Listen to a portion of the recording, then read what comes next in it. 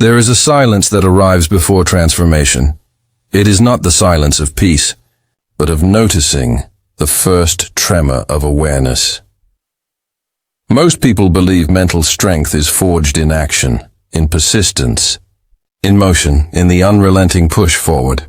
But true resilience begins in stillness. It begins the moment one stops running, stops pretending, and simply listens to the mind without trying to fix it. To become mentally unbreakable is not to become invincible. It is to become intimate with fragility. Those who appear unshaken have simply learned the language of their own storms. They have studied the voice that trembles inside, the thoughts that spiral and accuse, the fears that whisper you are not enough. This quiet foundation, awareness, is the most overlooked habit of the strong, because it is not dramatic. It does not look like courage from the outside. It is soft, invisible, and yet it is the soil from which every act of strength grows. Carl Jung wrote that, "Until you make the unconscious conscious, it will direct your life and you will call it fate." That is where the quiet foundation begins, in the making visible of what usually hides beneath the noise, in the observation of thought without collapse into it, in realizing that the mind is not the enemy, but the instrument. Most people mistake the voice in their head as truth. They believe every anxious prediction, every harsh judgment, every echo of an old wound.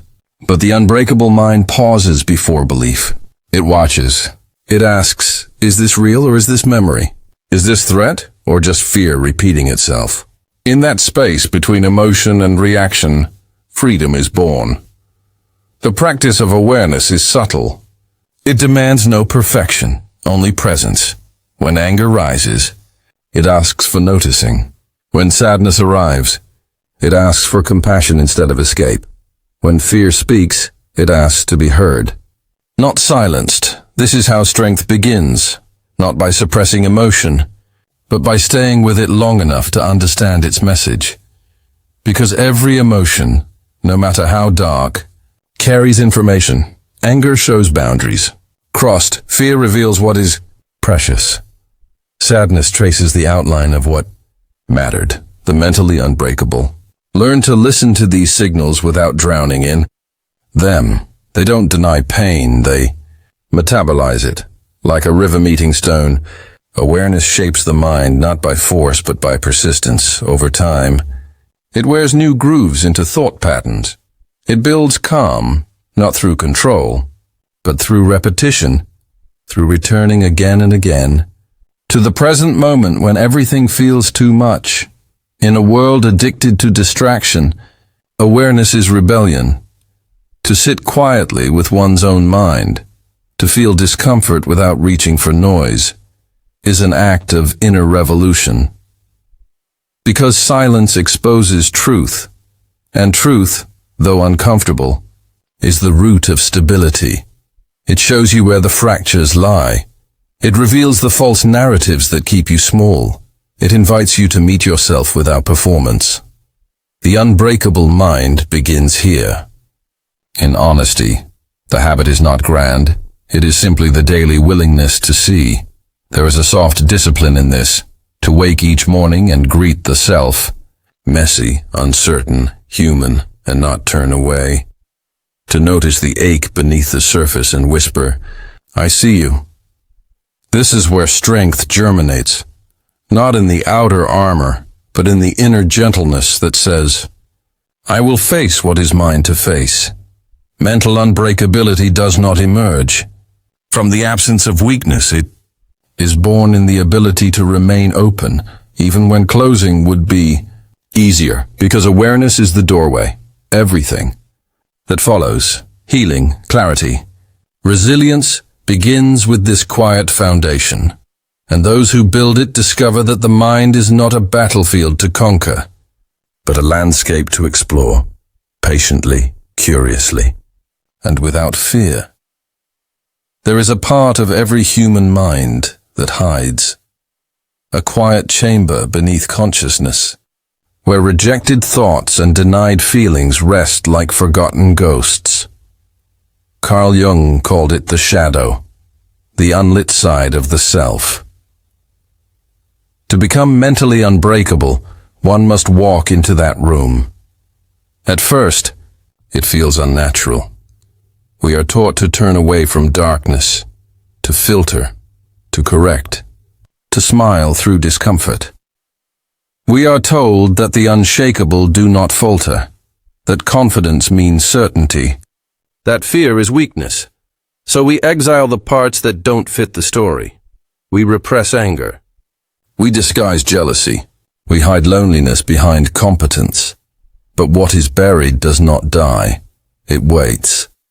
And the longer it is ignored, the louder it grows, whispering through dreams, moods, and unconscious habits that seem to repeat themselves without reason.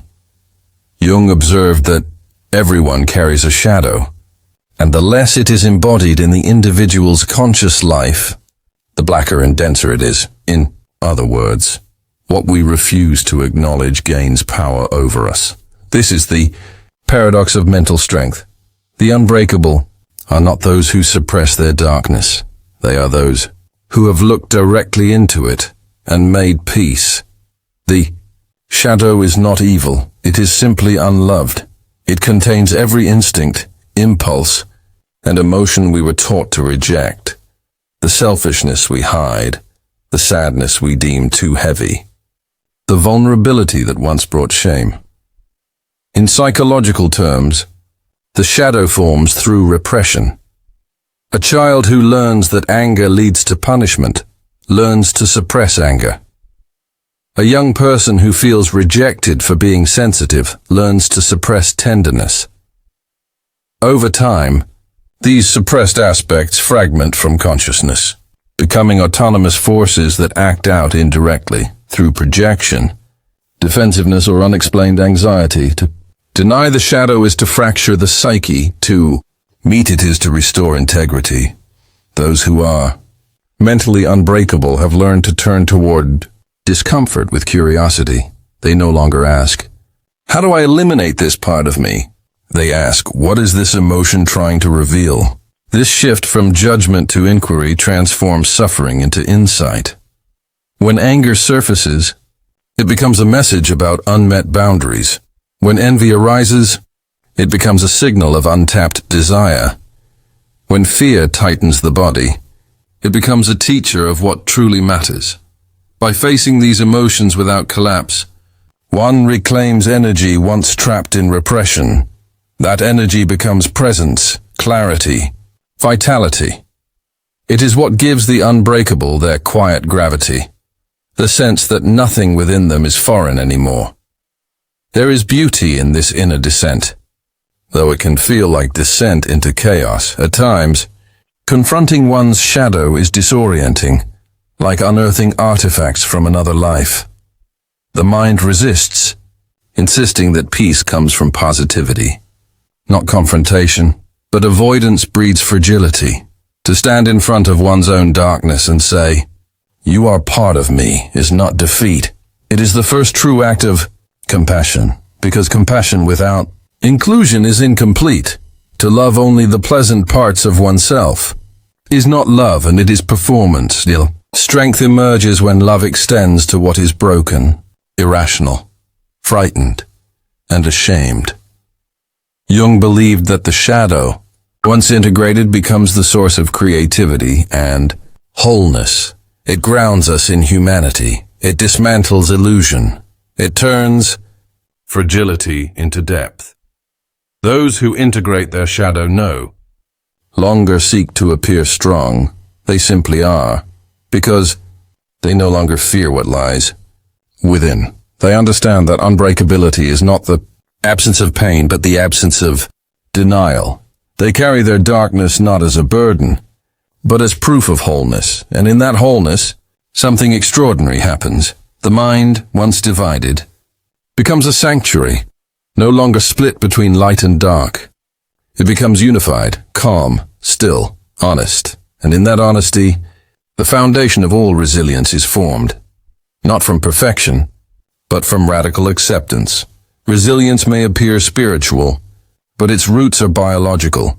Every thought, every moment of awareness, every breath that slows the racing mind, leaves a trace within the body. Strength, in this sense, is not abstract. It is neural. It is chemical. It is physical. What Carl Jung intuited through metaphor, neuroscience has begun to map. The process of becoming mentally unbreakable, of observing thoughts, integrating the shadow, and remaining calm through chaos is mirrored in the brain's architecture. Every pause between emotion and reaction strengthens pathways that regulate fear. Every act of self-awareness rewires circuits of self-perception. Mental strength, then, is not a trait. It is a practice of sculpting the nervous system through repetition and attention. At the core of this transformation lies the prefrontal cortex, the seat of reflection, decision, and empathy. When awareness is cultivated, this region begins to modulate the amygdala, the brain's emotional alarm system. The amygdala reacts, the prefrontal cortex responds, and between reaction and response, a new space is born. The same space the mindful call presence. Those who live within this space develop what psychologists describe as emotional regulation, the ability to experience strong emotions without being overpowered by them. It is not suppression. It is balance. It is the nervous system learning to remain open, even when threatened. The science of resilience also lives in the vagus nerve, the body's great mediator between mind and heart. When one breathes deeply, the vagus nerve signals safety to the brain, lowering heart rate and cortisol. It tells the body, you are not in danger, and the brain, reassured, softens its vigilance. This is why the unbreakable often appear serene, not because they never feel chaos, but because they have trained their bodies to return to calm faster than fear can multiply. They have practiced the art of grounding until it becomes instinct. Their resilience is not mental willpower. It is biological coherence, a harmony between thought, emotion, and physiology.